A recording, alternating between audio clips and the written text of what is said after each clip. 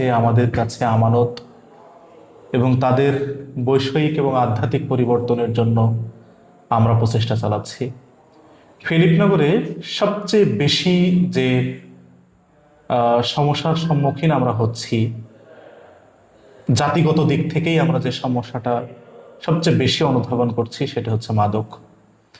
ফিলিপনগরের একেবারে ঘরে ঘরে পৌঁছে গিয়েছে মাদক। আমাদের সন্তানরা, আমাদের ভাইয়েরা, আমাদের চাচারা, আমাদের পিতারা অধিকাংশ ক্ষেত্রেই লক্ষ্য করা যাচ্ছে কোনো না কোনোভাবে মাদকের সাথে সম্পৃক্ত। এই মাদক থেকে যদি আমাদের জনপদের মানুষগুলোকে আমরা কোনোভাবে রক্ষা করতে না পারি, এর ভয়াবহতা আগামী 5 বছর 10 বছরের মধ্যে অনেক বেশি বেড়ে যাবে।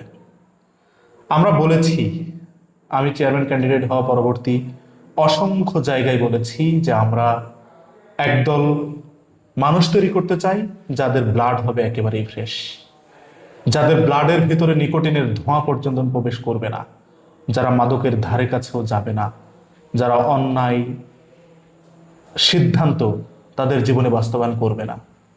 তো এই প্রচেষ্টাগুলো চালাতে গিয়ে আমাদের কেন যেন মনে হচ্ছে যে আজকে যারা আমাদেরকে প্রতিদ্বন্দ্বী মনে করে, আজকে যারা আমাদেরকে প্রতিযোগী মনে করে, আজকে যারা বিভিন্নভাবে এই সমাজে নেতৃত্ব দেওয়ার জন্য পরিকল্পনা গ্রহণ করেছে, এর অধিকাংশ সংখ্যকই হচ্ছে কোনো না কোনোভাবে মাদকের সাথে সম্পৃক্ত। আমার কাছে এই লাস্ট কয়েকদিন আগে একজন মানুষ আমাকে ফোন দিয়েছে।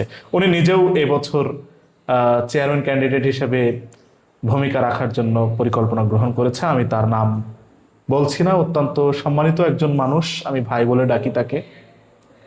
উনি আমাকে ফোন দিয়ে বলছেন যে উনার নিজের সন্তান,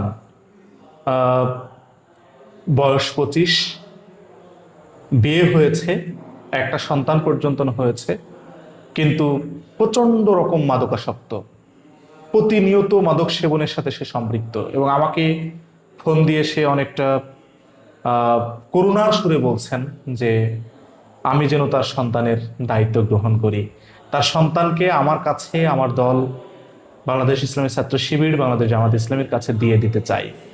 এবং কোনোভাবে যদি আমরা কাউন্সিলিং করে এই সন্তানটিকে মাদকের হাত থেকে রক্ষা করতে পারি।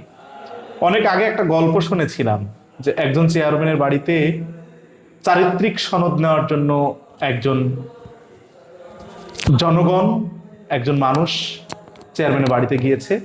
যাওয়ার পরে জানতে পারলো যে সেই চেয়ারম্যান অল্প কিছুদিন আগে ধর্ষণ মামলাতে জেলে আছে। আবার এরকম একটি কথা শুনেছিলাম যে একজনের কাছে গিয়েছে একজন মানুষ, একজন প্রতিনিধির কাছে, চেয়ারম্যানের কাছে, জানতে পারা গেল গত রাত্রে অনেক বেশি মাদক সেবন করার কারণে সে এখন পর্যন্ত স্বাভাবিক হতে পারেনি, অতএব সাক্ষাৎ করতে পারবে না। তো আমি ফিলিপনগরের মানুষের কাছে একটা বিষয় খুব করে জানাতে চাই, আজকের এই ফিলিপনগরে যে অধপতন, আজকের এই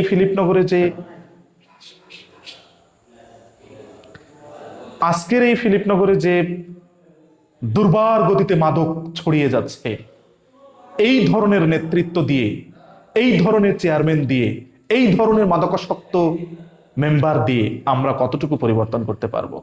অতএব আসেন আমরা সিদ্ধান্ত গ্রহণ করি, আমাদের হাতকে শক্তিশালী করার মধ্য দিয়ে ফিলিপনগরের প্রতিটি প্রান্তে আমরা মাদকাসক্ত, মাদক সেবন, মাদক বিক্রি, মাদকের সাথে জড়িত ব্যক্তিদের ঘৃণা ভরে প্রত্যাখ্যান করি এবং নতুন ফিলিপনগর বুঝে নেই।